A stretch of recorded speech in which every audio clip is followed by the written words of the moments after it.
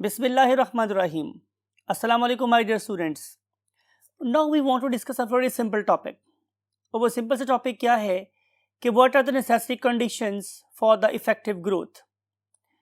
Topic बहुत simple है, आपने ग्रेड 9 10 में भी पढ़ रखा है, लेकिन इसकी कुछ एडवांस बातें आपसे करना इसलिए ज़रूरी हैं बिकॉज कि ये वही बात है आपको बड़े वाइटल नंबर दिलवा सकता है at least in the terms of objective. आमतौर पर ये क्वेश्चन हम लॉन्ग में नहीं लिखते, लेकिन आपसे ऑब्जेक्टिव वाले केसेस में और शॉर्ट क्वेश्चन में इसमें से क्वेश्चन आ सकते हैं.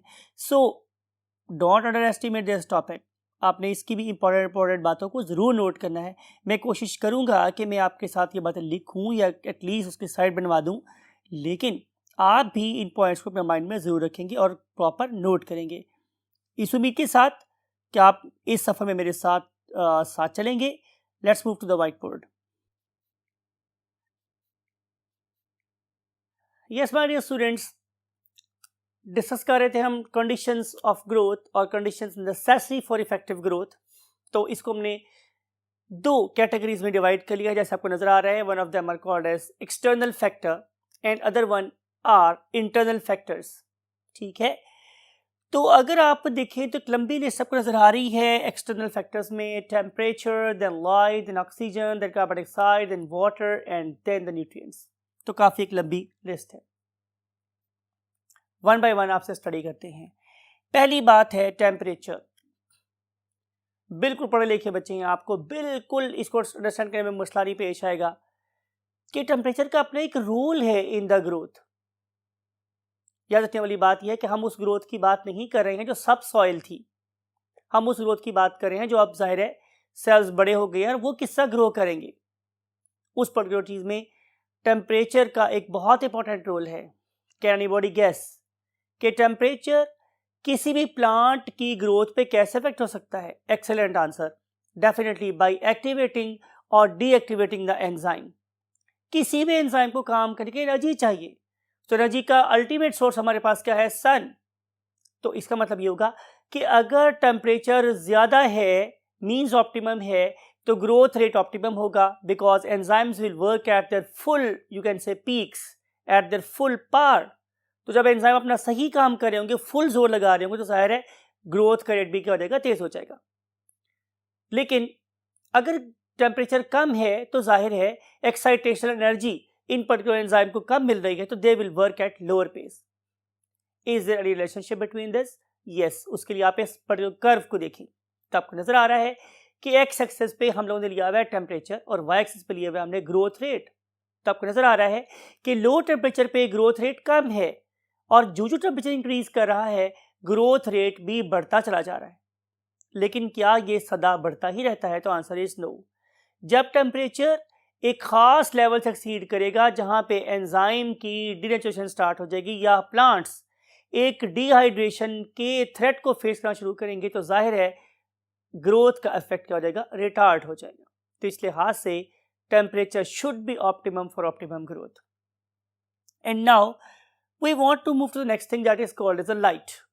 अब अगर मैं लाइट के आप लोगों से बात करूं तो जाहिर है हम फिर वही बात करेंगे कि ये जो लाइट है ये अफेक्ट करेगी उस वक्त प्लांट के ऊपर कि जब वो ज़मीन से बाहर निकल आएगा. जाहिर है जब वो ज़ेरे ज़मीन था, वो सीडलिंग थी छोटी सी, तो उस वक्त लाइट का कोई रोल नहीं है. Now that particular plant has emerged out of the what soil. अब ये वाला फैक्टर अपना रोल प्ले करना शुरू करेगा. लाइट के आप लोगों को पता है कि हमारे प्लांट के लिहाज से दो चीज़ें बड़ी इंपॉर्टेंट है. Number one, quality of light. Number two, duration और क्वांटिटी ऑफ लाइट. पहले हम डिस्कस करते हैं क्वालिटी ऑफ लाइट को. तो क्वालिटी में आपने देखना है कि याद करें वही बात है बायोएनर्जेटिक्स वाला चैप्टर. हमने कर्व्स पढ़े थे आप लोगों के साथ. हमने देखा था कि what is action spectrum, what is absorption spectrum. उसमें हमने देखा था कि ब्लू और रेड लाइट ही दो मोस्ट इंपॉर्टेंट लाइट है प्लांट बॉडी के लिए, राइट. तो हमें नजर आता है कि जो हमारे पास रेड लाइट है it is very much important for the elongation, और जो ब्लू लाइट है it is important for sale division. लेकिन जब मैं अल्ट्रावायलेट रेडिएशन की बात करता हूँ तो ये सेल डिवीजन को रिटार्ड करती है.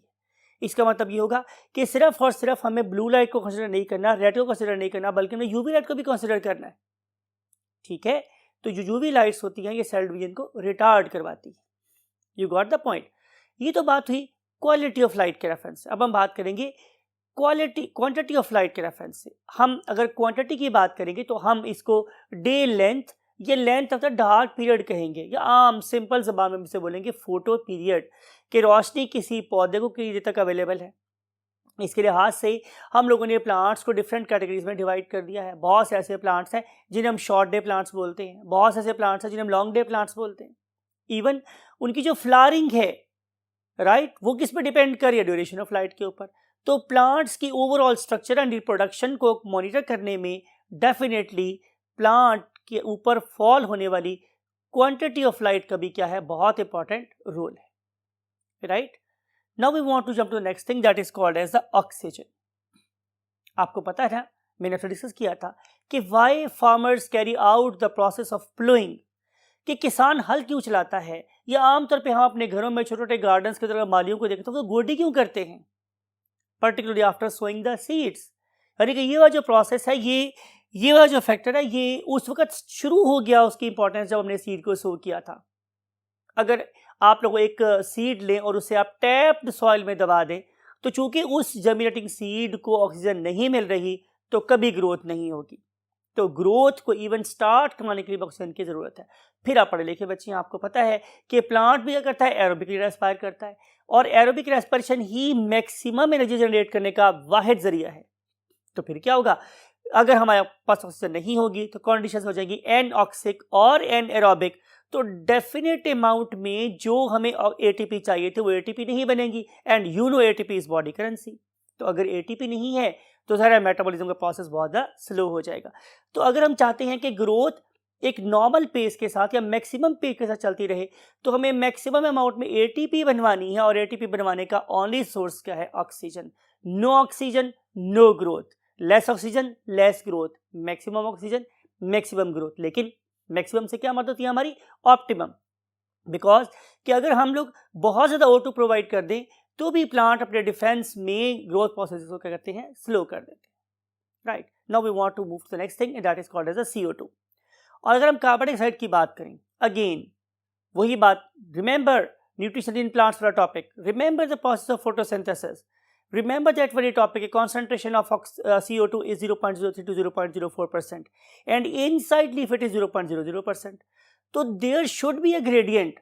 अगर ग्रेडियंट नहीं होगा तो CO2 कभी भी लीफ के अंदर मूव नहीं कर सकेगी। तो इसका मतलब ये है कि चूंकि CO2 फोटोसिंथेसिस का रॉ मटेरियल है, CO2 फोटोसिंथेसिस का एक रॉ मटेरियल है, तो अगर आप CO2 प्रोवाइड नहीं करेंगे तो रॉ मटेरियल नहीं प्रोवाइड होगा, अगर रॉ मटेरियल नहीं होगा तो जाहिर है ग्लूकोज नहीं बनेगा, ग्लूकोज नहीं होगा तो डाइसैकराइड नहीं बनेंगे, डाइसैकराइड नहीं होगा तो पॉलीसैकराइड नहीं बनेंगे, तो सारे के सारा ग्रोथ प्रोसेस स्टॉप हो जाएगा। So therefore CO2 is very very essential for the purpose of what? Photosynthesis. That is the base of having all the things, even the nutrients, even the water, having the CO2, having the oxygen, all things they can be achieved only if plant is making food or carrying out photosynthesis. And now we want to the last thing, second last thing, that is called the water. Water, another raw material of photosynthesis. याद करें equation, CO2 plus water gave us glucose. तो अगर CO2 ना होने से glucose नहीं बन रहा था तो वाटर ना होने से ग्लूकोज भी नहीं बनेगा, because it is the second most important raw material. ठीक है, इसके अलावा सिर्फ और सिर्फ वाटर फोटोसिंथेसिस में इस्तेमाल नहीं हो रहा, बल्कि अभी हमने पढ़ा था कि ग्रोथ में एक बड़ा इंपॉर्टेंट जोन था that is called as the zone of cell elongation. ये कहाँ था? जाहिर है एपेक्स के बिल्कुल पीछे। ठीक है, और अगर प्लांट बॉडी को वाटर ही नहीं मिलेगा, जैसा कि आप लोगों ने सपोर्टवे चैप्टर में पढ़ा था कि अगर ऑटम के सीजन में, सर्दियों के सीजन में वाटर अपटेक बहुत ज़्यादा नहीं हो रही होती तो क्या हुआ था? सेल्स छोटे छोटे रह गए थे। प्लांट की जो ग्रोथ है, चाहे वो सेकेंडरी ग्रोथ थी या हमारे पास प्राइमरी ग्रोथ थी, वो बहुत स्लो हो गई थी। सिमिलरली अगर आप लोगों के पास एक प्लांट ऑटम की सीजन में नहीं है बल्कि स्प्रिंग के सीजन में है, समर की सीजन में है, लेकिन आप लोग उसे वाटर प्रोवाइड नहीं करें तो भी जोन ऑफ इलोंगेशन लंबे लंबे सेल प्रोड्यूस नहीं कर सकेगा। तो सेल्स को इलोंगेट होने के लिए और फोटोसिंथेसिस के प्रोसेस को कंटिन्यू करने के लिए वाटर एक इंटीग्रल रोल प्ले करता है। No water, no photosynthesis, no cell elongation, no growth or stunted growth or retarded growth. Last thing is the nutrients. अभी हम डिस्कस किया कि अगर फोटोसिंथेसिस हो रही है तो ग्लूकोज बनेगा, तो क्या मैं ग्लूकोज की बात कर रहा हूं इस टॉपिक में? तो आंसर इज एब्सोल्युटली नॉट। ये न्यूट्रिएंट्स हैं जिन्हें हम लोग बोलते हैं micro nutrients. Whenever I say the term micronutrients, it means कि इसमें हम लोग नाइट्रोजन की बात कर रहे हैं, हम जिंक की बात करें, हम लोग मैग्नीशियम की बात करें, हम लोग कैल्शियम की बात कर रहे हैं, हम लोग नाइट्रेट्स की बात कर रहे हैं। तो वो वाली चीज़ें जो प्लांट को बहुत कम क्वांटिटी में अपनी ग्रोथ को कंटिन्यू करने के लिए ज़रूरी हैं, they may act as a cofactor, right, that is going to activate the enzymes. वो चीज़ें अगर होंगी हमारे पास तो ही प्लांट अपने फुल स्विंग में अपनी पूरी एनर्जी के साथ अपने एंजाइम को काम करवा सकेगा और तभी जाहिर है प्लांट में ग्रोथ हो सकेगी। No nutrients means no, micro nutrients means no growth at all. जहाँ तक ताल्लुक है कार्बोहाइड्रेट्स, प्रोटीन और लिपिड का, plants are not off, they can manufacture it at their own if micronutrients are available along with these external factors. So let's move to the last article, that is the internal growth factors. हमने इसको दो categories में divide कर रखा है आप लोगों के लिए। One of them is called as hormone and other one is called as a vitamins. जैसे कि आप लोगों की बॉडी को बड़ा होने के लिए आपने चैप्टर नंबर 17 में पढ़ा था कि जैसे आप लोगों की बॉडी को बड़ा होने के लिए हार्मोन्स की ज़रूरत थी। आपको याद है एक हार्मोन तो उसका नाम था ग्रोथ हार्मोन, कि भाई अगर तो ग्रोथ हार्मोन आपको मिला तो आपका कद लंबा हुआ, अगर आपको ग्रोथ हार्मोन नहीं मिला तो आप क्या हो गए, कोडू बन गए, आप छोटे रह गए। Similar is a case with the plants. Plants के पास भी बहुत सारे हार्मोन्स हैं। For example a very very famous hormone is IAA। It stands for indole acetic acid. ये इंटरनली प्रोड्यूस होता है। इसका एक और सिस्टर हार्मोन है जो हमने लैब में सिंथेसाइज किया है, that is called as NAA, right. तो अगर हमारे पास सेल्स को लंबा करने वाला hormone that is called as IAA ये हमारे पास नहीं है तो डेफिनेटली प्लांट की ग्रोथ क्या हो जाएगी, स्टंटेड हो जाएगी। ठीक है। सिमिलरली हमारे पास आपने ये भी टॉपिक पढ़ा हुआ है, again nothing new for you, क्योंकि ये भी हम लोगों ने चैप्टर नंबर 18 में पढ़ा था जब हमने प्लांट के डिफरेंट किस्म के हार्मोन डिस्कस किया था कि किस तरीके से जो डिफरेंट किस्म के प्लांट हार्मोन्स आपस में इंटरेक्ट करते हैं। I think you know very well कि हमारे पास फिर एक NAA था, फिर हमारे पास एब्सिसिक एसिड था, फिर हमारे पास एसिटिलीन थी, ठीक है, और फिर इसके अलावा हमारे पास एक और बड़े चीज that was called as the cytokines. तो these are various hormones, those are basically interacting with one another and then they are carrying out what, either the pacing up of the growth processes or retarding the growth processes. So internal hormonal composition of the plant body is another very very important, you can say, factor that is going to determine the pace, the speed of the growth. अगर hormone आप लोगों के पास elongation वाले ज़्यादा हैं तो ज़ाहिर है उस पर्टिकुलर सीजन में इलॉन्गेशन बहुत ज़्यादा होगी, लेकिन अगर हमारे पास सेल्स को रिटार्ड करने वाले हार्मोन तो ज़ाहिर है ग्रोथ की वजह से रिटार्ड हो जाएगी। तो internal composition of the hormone is a very very important thing to determine the rate of growth. Last but not the least, the vitamins. Yes, plants have got the vitamins. अरे उन सब तो लेके हम खा रहे हैं, तो प्लांट्स के पास क्या है, बहुत सारे विटामिन्स हैं।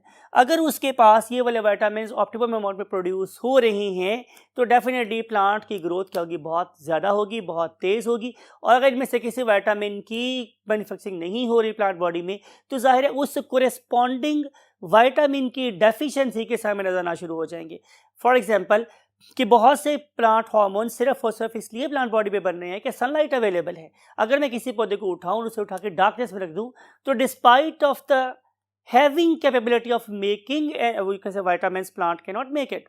सो despite of the capacity of making what vitamins, plant can not make it because we are not providing energy, we are not providing sunlight.